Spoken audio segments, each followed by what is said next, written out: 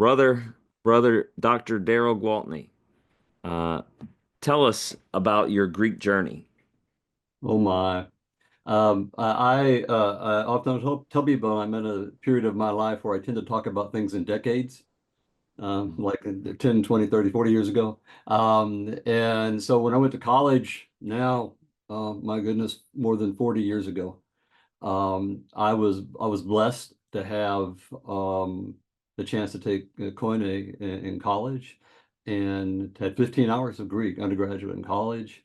And by the time I graduated, I could work really well in the text. And so that when I went to seminary at Midwestern Baptist Theological Seminary in Kansas City, I didn't take any Greek language classes. I just moved right into the upper level exegetical classes, which was wonderful as far as like preparation for ministry because it gave me so much experience translating and working in the text. And it also freed up the opportunity for me to do Hebrew and Aramaic when I was in seminary too. And so by the time I went to Southern for my PhD, I had migrated into theology and my discipline was theological aesthetics.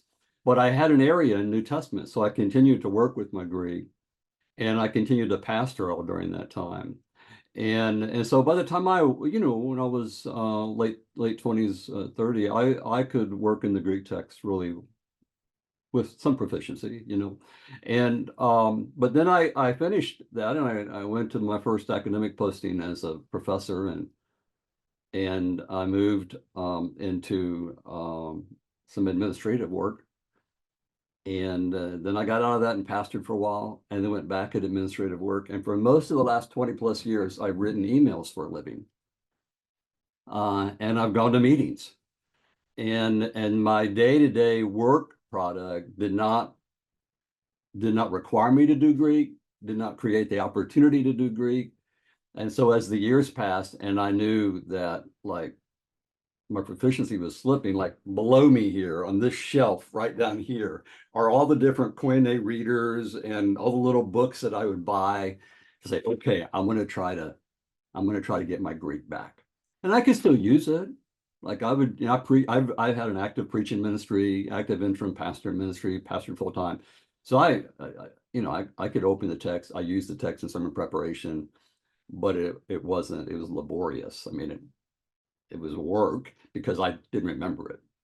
And so about 3 years ago, and I don't even know how this happened, I stumbled across Daily Dose of Greek.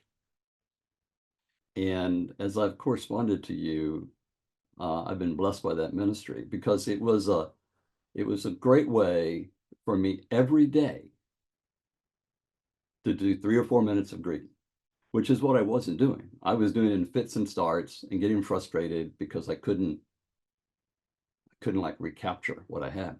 But doing the daily dose of Greek every day and the wonderful teaching that you do, vocal effects and everything else for different parts of grammar helped me to remember those things. And I learned that bit by bit, I could see I'm starting to capture this back.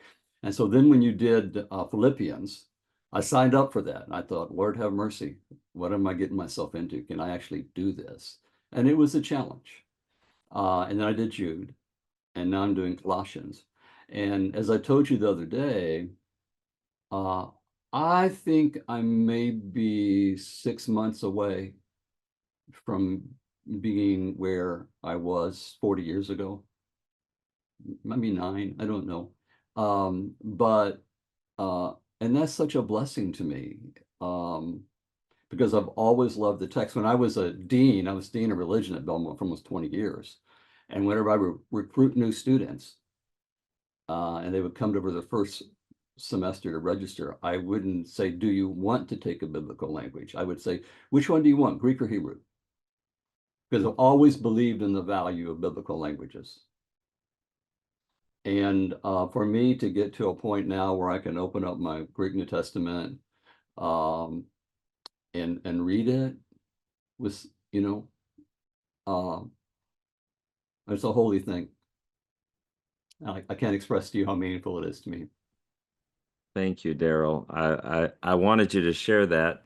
Um, Not so you'd say kind words about me, which you did, which that's very kind of you, Yeah. but because I think your journey will encourage other people, because there's other people on that same journey who had Greek and are trying to get it back and maybe a little bit behind where you are, and to hear, hey, just keep going. You'll be surprised about how much comes back and how quickly it'll come back and the joy of it. So I know that's encouraging. It'll be encouraging to those who in the class who watch the video later too.